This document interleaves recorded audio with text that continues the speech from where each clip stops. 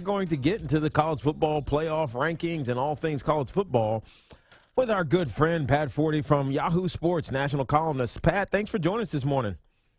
Happy to be with you, Tiki. Happy rivalry week, too. Yeah, happy rivalry week. Do my Virginia Cavaliers have a chance at Virginia Tech? You can say no. It's just fine. And just keep it answer short and simple. I would tend to think no, but I tell you what, Bronco Mendenhall sniffed around at a couple of breakthrough wins and hasn't quite got there. I mean, if I were Virginia Tech, I'd sure be ready. Yeah. If they come in sleeping, you never know. Yeah, no, I definitely agree with you. Virginia Bronco will get it right, but it'll take a little bit of time. Well, let's get to some of the games that really matter in rivalry week. I think the biggest one is obviously number 2 Ohio State versus number 3 Michigan. Now, I see Ohio State with the advantage here, though I could be wrong. Does coaching play a huge part in this, especially with Michigan being compromised a little bit at their quarterback position? Yeah, I think it does, and you will see there's all kinds of conflicting reports about Wilton Speight. Some people say he's actually practicing this week. There have been other reports that he's out for the season, so I don't know what the real truth is there. We won't know till Saturday at noon probably. But, yeah, I think that Jim Harbaugh is going to have to coach a great game to overcome some of the deficiencies there, especially offensively, that we've seen crop up with them in the last couple of weeks. Even with Speight in the lineup against Iowa, they could not throw the football. They had trouble running the football, too. The offensive line is okay. It's not great. Mm-hmm.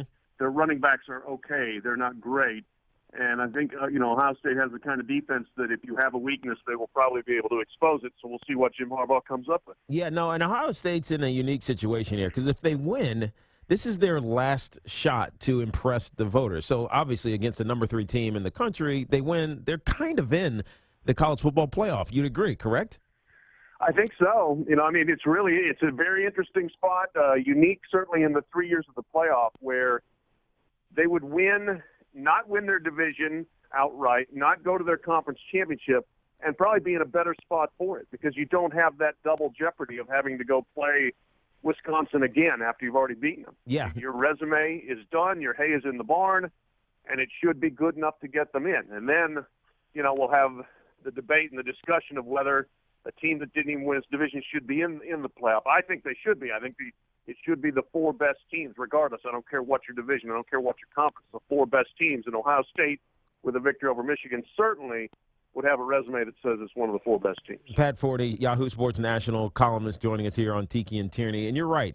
And I believe in the BCS margin of victory and whether or not you won your division or your conference championship mattered. But I feel like the College Football Playoff Selection Committee actually watches games. So even if you win bad or lose good, whatever it is, they kind of take that into consideration, which brings us to Washington, who is, strength of schedule rating way down. I think it's like 33rd out of all the teams that are in the top 5. So it's surprising that they're even in the top 5. If they win their Pac-12 championship, but a team like, say, Penn State finds a way to work themselves in the conversation, could a 2-loss team jump the Pac-12 champion? Tell you what, that's where we would have the big debate this year, I think, if it comes to that. And it really would be interesting, I think. Washington, as you said, strength of schedule not very good. They can help it here if they win Friday at Washington State, which won't be easy. Yep. And then if they beat either Colorado or USC, which theoretically would be a top 10 team next week in the Pac-12 championship, you're sitting there at 12-1 and saying, hey, we have beaten some good teams down the stretch here. But then on the other side, you've got a Penn State that could be sitting there saying, well, we've beaten Ohio State. We're the only team to do that. Yep. We beat Wisconsin in the Big Ten championship. I would tend towards the team with only 1 loss, because partly is because I've seen Washington play. I think Washington's very, very good. Penn State is on a great roll, but that would be a heck of a debate because I think everybody is pretty sure the Big Ten is better than the Pac-12 this year. Yeah, no, I think you're right. And interesting, I think the Big Ten is better than the SEC this year, even though some people would argue that. And bringing us to that, obviously Alabama is the cream of the crop. They always are. Is there a scenario where Florida can get in? They play Florida State, and they beat Florida State. We'll see if that comes to fruition. Then they played Alabama in the SEC championship game. They somehow find a way to beat them. Could Florida be in the conversation here? Because we've had people inquire. Yeah, I mean, I think, yes, it could happen, as crazy as it sounds and as improbable it sounds. I mean, for weeks, everybody's looked at the SEC and said, well, there's only one contender that matters, and that's Alabama. But if Florida can backdoor its way in by winning in Baton Rouge, in Tallahassee, and then in Tuscaloosa East, which is what Atlanta will be with 50,000, 60,000 Alabama fans at the SEC championship game, and you beat the absolute no-doubt number one team in the field, and you're sitting there with two losses, and you're the SEC champion, that would be a pretty good resume. Now, people would go crazy because they'd say, wait a minute, the SEC wasn't even that good this year, and now all of a sudden you want two teams in? Because I don't think Alabama would be out with a loss. But I think it would be hard to deny Florida if they get to 11-2 and have Alabama's skin on the wall. Yeah, no, I would agree with you. Pat Forde here, Yahoo Sports columnist, chatting with us on Tiki and Tierney. Let me take you to the Big 12. And we saw what happened with Charlie Strong, or we think we know what happened with Charlie Strong, or well, we don't know because it's not really the AD or the president. It's the boosters who are probably leaking information to the news media. We know he's going to be fired. He's probably better off being elsewhere. He's going to get paid. He'll land on his feet somewhere. But do you think what he started to build there will be lasting? Because there was a lot of problem children. I did a Sports Minute on this, and I said they didn't need a coach post Mac Brown. They needed a janitor. Do you think what he did is going to last? I think it has a chance to. We'll see what guy they bring in, but I do think he performed a necessary culture change there in terms of, player comportment, what they were going to be able to get away with or not get away with. And he also brought in good recruits. Now, this year's recruiting class is terrible. That's one more reason he could get fired. They've only got 7 commitments at this point. Yeah. They're like 70th in the recruiting rankings. But up to this point, I mean, whoever comes in there is not going to look around and say, geez, we got no players. Yeah. And I think you're going to look around and say, we've got a locker room of pretty healthy culture here. We got guys that are serious about what they're doing, that are not, spending their time screwing around, that actually care about each other and want to try to win. And I think those would be pretty good building blocks. And Charlie Strong could come out of there with a decent legacy. Yeah, I think you're right. Now, who is the guy? Is it going to be Tom Herman?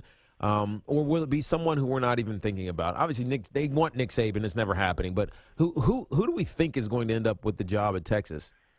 Yeah, if it's not Tom Herman, I'm very surprised, and things went really sideways. There may be some boosters out there, and that's part of the problem is you've got 10 different guys or 5 different guys or whatever the number may be who have a lot of money and a lot of clout that are out there kind of doing their own thing, saying, well, I can get Nick Saban. I can do this. I can do that.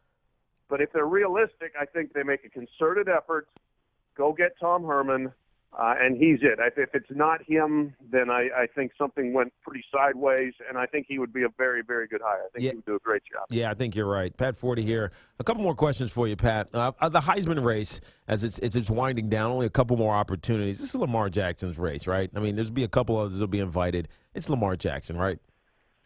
I'm of that opinion, absolutely, Tiki. Now, there's some people that when they lost to Houston immediately started looking for alternative candidates. What about this guy? What about that guy? And that's fine. That's what the Heisman race tends to go that way anyway. And it's a lot of media will just chase the bright shiny object. D.D. Westbrook scores on a 70-yard touchdown, and I'm like, hey, shouldn't he be in the Heisman race? It's without even really putting it in any context. If you put it in context, Lamar Jackson has been the best player all season long on a team that's probably going to be 10-2. That's a really good year, especially at the University of Louisville. That doesn't just happen automatically. So I think it should be him, and I think ultimately it will be when everybody just kind of takes a deep breath and has a chance to fill out their ballot. One more award question before I let you go. Coach of the Year, is James Franklin the guy? Yeah, I mean, he certainly put together a compelling argument, but considering people wanted to fire him in September, and the athletic director had to come out and give a public vote of support to him, it's been a remarkable rally from that standpoint. I kind of think Mike McIntyre at Colorado, I mean, that program was so bad. I mean, they were terrible. They were last in the Pac-12 3 straight years, and now all of a sudden they're first. It's a remarkable elevation that he has done with them. I mean, that program had just been brought so low that to see them have a chance to win a division, win a conference, to me is pretty amazing. Yeah, it will be amazing. 2-25 in his first 3 years, 7-1 obviously this year. We had him on earlier on our show. Pat, we appreciate you joining us this morning. Have fun watching the rivalry week of games this weekend, and I'm sure we'll talk to you down the line. All right, sounds good, Tiki. Happy Thanksgiving to you. Be good. Happy Thanksgiving to you as well.